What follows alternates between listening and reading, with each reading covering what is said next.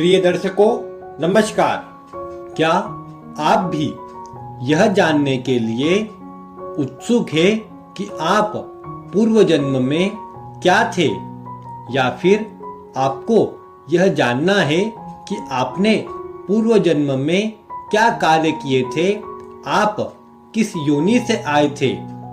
यह सब बातें आपकी कुंडली को देखकर भली भांति बताई जा सकती है। कुंडली का जो पंचम भाव होता है और साथ ही जो 12वां भाव होता है, यह आपके पूर्व जन्म के बारे में बताते हैं कि व्यक्ति पूर्व जन्म में क्या था और उसने किस तरह के कार्य अपने पूर्व जन्म में किए हैं।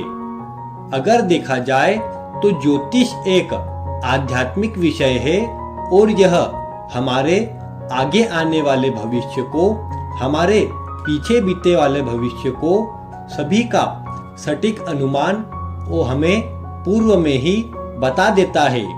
साथ ही हम यह भी जानते हैं कि आत्मा कभी भी मरती नहीं है, बल्कि वह एक रूप से अलग रूप में चली जाती है।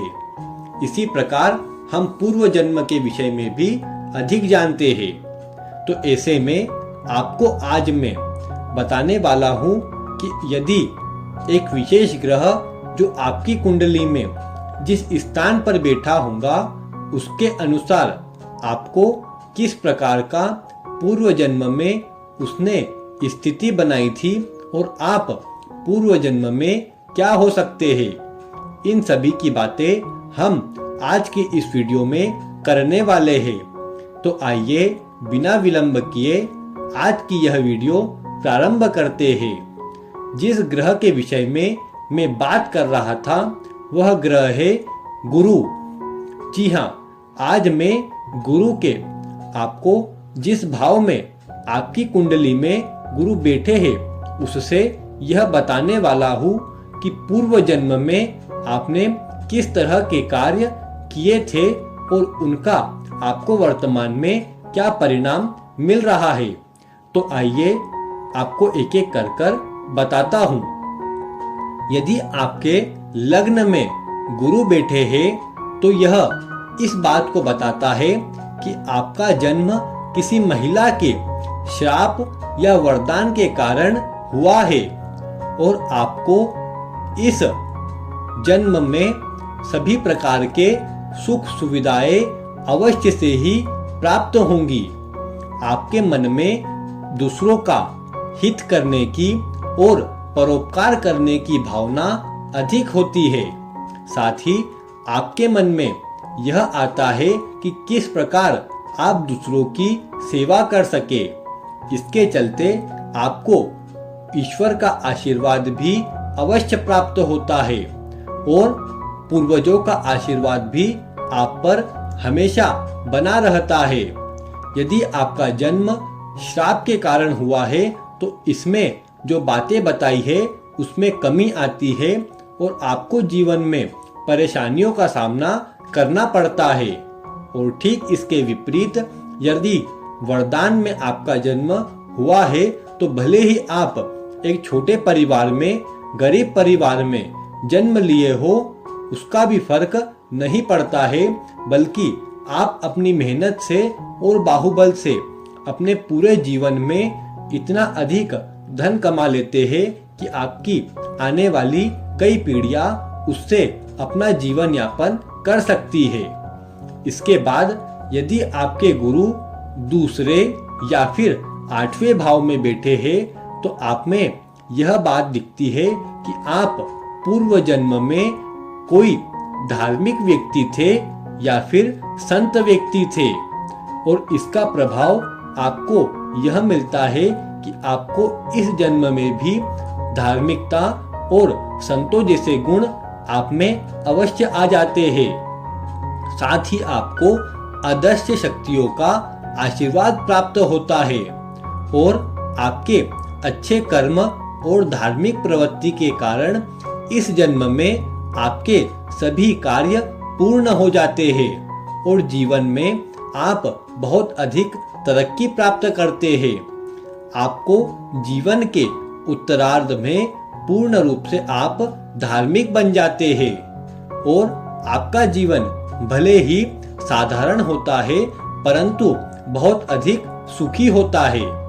और इसके साथ ही यह होता है कि आप हो सकता है किसी संपन्न परिवार में जन्म लिए हो या फिर यदि किसी गरीब परिवार में भी आपका जन्म हुआ हो तो आप अपने बाहुबल से पूरे जीवन में इतना धन कमा लेते हैं कि आपका पूरा परिवार समृद्ध परिवार में आ जाता है। अब बात करते हैं गुरु के तृतीय भाव में होने पर क्या प्रभाव मिलता है। तो यदि अगर बात करें गुरु तृतीय भाव में हो तो ऐसे में यह देखा जा सकता है कि आपका जन्म जिस परिवार में इस जन्म में हुआ है पूर्व जन्म में भी आपका उसी परिवार में जन्म हुआ हो और आपका जन्म किसी महिला के श्राप या वरदान के कारण होता दिखाई देता है।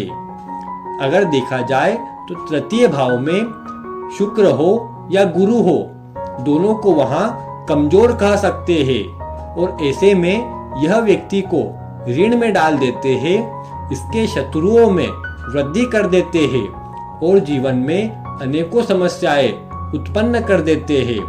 परंतु यदि आपका जन्म किसी के वरदान से हुआ है तो आपके जीवन में लाभ की स्थिति बहुत अच्छी बनी रहती है और आप अपने जीवन में बहुत अधिक धन लाभ प्राप्त करते हैं।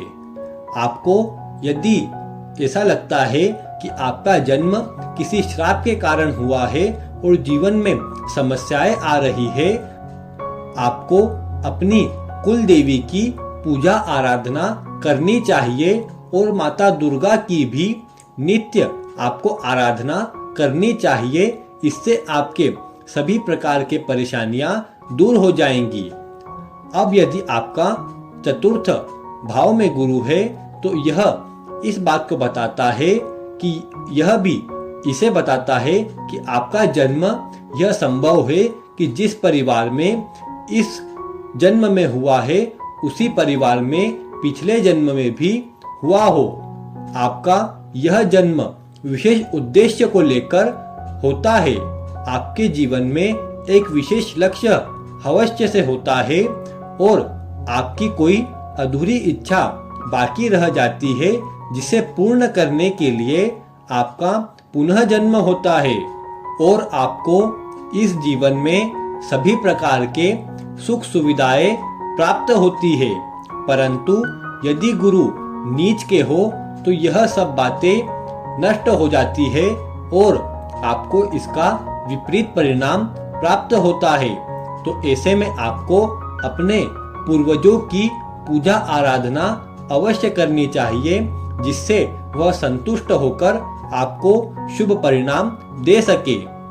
इसके बाद यदि गुरु 5वें या फिर 11वें भाव में हो तो ऐसे में यह देखा जाता है कि व्यक्ति पूर्व जन्म में तंत्र मंत्र या फिर गुप्त विद्याओं का जानकार होता है और ऐसे व्यक्ति के यदि 10वें भाव में या फिर 11वें भाव में यदि राहु शनि या केतु में से कोई बैठा हुआ हो तो ऐसा व्यक्ति उच्च पदस्थ अधिकारी बनता है। और साथ ही यह भी देखा जाता है कि यदि गुरु के साथ में यदि राहु बैठ जाए तो फिर परेशानी उत्पन्न हो जाती है और यह जो गुरु चांडाल योग बना है यह जीवन में परेशानी देता है और अशांति बनाकर रखता है। तो ऐसे में आपको माँ काली की आराधना करनी चाहिए जिससे आपको इस गुरु का शुभ परिणाम प्राप्त हो सके।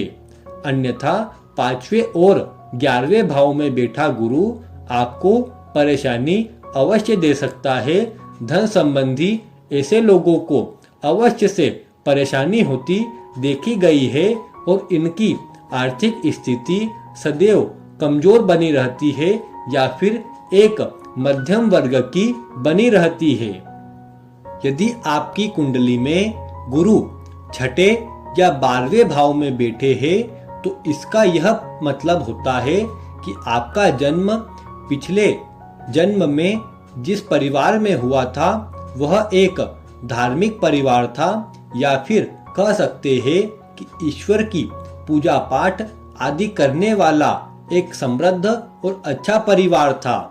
परंतु यदि आपके कुंडली में शनि, राहु या केतु में से कोई गुरु के साथ हो जाए तो इसका यह परिणाम देखने को मिलता है कि इन्हें पिछले जन्म में इन्होंने किसी मंदिर को तोड़ने का प्रयास किया है या फिर धार्मिक स्थल को नुकसान पहुंचाया है, जिसके दोष से इस जन्म में यह स्थिति निर्मित होती है कि इनके घर के आसपास कोई भी मंदिर अवश्य से होता है। यह बात अवश्य से देखी जा सकती है और साथ ही इनके खान पान के कारण इन्हें जीवन में परेशानी आती है। यदि राहु केतु आदि नहीं है तो आप देखेंगे कि इनका जीवन बहुत ही श्रेष्ठ होता है और इस जन्म में भी यह धार्मिक कार्य करते हैं, परंतु स्वास्थ्य संबंधी परेशानी तो फिर भी इनका साथ नहीं छोड़ती। अब यदि गुरु कुंडली के 7वें भाव पे हो तो आपको इसमें यह ध्यान देना है कि जो बातें मैंने आपको लग्न में गुरु के प्रभाव पर बताई थी वह सभी बातें इसमें आपको समझनी चाहिए। अब अगर हम गुरु के 9वें भाव में प्रभाव की बात करें तो गुरु यदि 9वें भाव में हो तो ऐसा व्यक्ति परम सौभाग्यशाली होता है। ऐसे व्यक्ति का भाग्य कभी भी जीवन में साथ नहीं छोड़ता है और यह इस व्यक्ति के पूर्व जन्म के अच्छे कार्यों का परिणाम होता है, क्योंकि ऐसा व्यक्ति परोपकारी होता है। ऐसे व्यक्ति की दूसरों की सहायता और मदद करने की प्रवृत्ति के कारण ही ऐसे व्यक्ति को अपने पितरों की कृपा भी प्राप्त होती है और जीवन में मान सम्मान मिलता है। और अगर ऐसा व्यक्ति धार्मिक क्रियाकलापों से जुड़ जाए, ईश्वर की पूजा आराधना करे, तो ऐसे व्यक्ति को मोक्ष प्राप्त करने से भी कोई भी नहीं रोक सकता है। बस उसे ईश्वर की पूजा आराधना अवश्य से करनी चाहिए, क्योंकि ऐसा व्यक्ति यदि सौभाग्यशाली है तो उसे उसका सदुपयोग करना चाहिए। किसी भी घमंड आदि से दूर होकर उसे ईश्वर की पूजा आराधना करके अपने आप को सरल और अच्छा व्यक्ति बनाना चाहिए। अब यदि गुरु कुंडली के 10वें भाव में हो तो यह आपके अच्छे कर्मों का ही पुण्य फल है कि आपके जन्म के समय गुरु 10वें भाव में है और 10वें भाव में होने से आपके कर्मों के चलते ही पूर्व जन्म में संत विचारधारा के आप होते हैं। और यदि यहीं पर राहु या फिर शनि में से कोई 10वें या 11वें भाव में बैठ जाए तो ऐसे व्यक्ति को उच्च पदस्थ अधिकारी बनने से कोई भी रोक नहीं सकता है। ऐसा व्यक्ति अपने जीवन काल में सभी प्रकार की सुख सुविधाओं का भोग करता है। गुरु 10वें भाव में हो तो ऐसा व्यक्ति उच्च पदों को प्राप्त करता है, जीवन में मान सम्मान प्राप्त करता है और उसे पूर्ण जीवन में सफलता ही मिलती है। तो प्रिय दर्शकों, इस प्रकार यदि कुंडली में अनेकों भाव में गुरु बैठते हैं तो उसका किस प्रकार का प्रभाव आपको पूर्व जन्म से मिलता है, यह मैंने आपको बताने का प्रयास किया है। आगे आने वाली वीडियो में मैं आपको अन्य ग्रहों के द्वारा भी प्रत्येक भाव में किस प्रकार का पूर्व जन्म से आपका संबंध जुड़ता है, यह आपको एक एक कर बताया जाएगा। यदि वीडियो पसंद आई हो तो इसे लाइक करें, अपने दोस्तों और रिश्तेदारों के साथ शेयर करें और साथ ही आप चैनल पर नए हो तो इसे सब्सक्राइब अवश्य से कर लीजिए। मैं आपके लिए ऐसी ही रोचक वीडियो लेकर आता रहूंगा। आज की इस वीडियो में बस इतना ही। वीडियो देखने के लिए आपका बहुत बहुत धन्यवाद।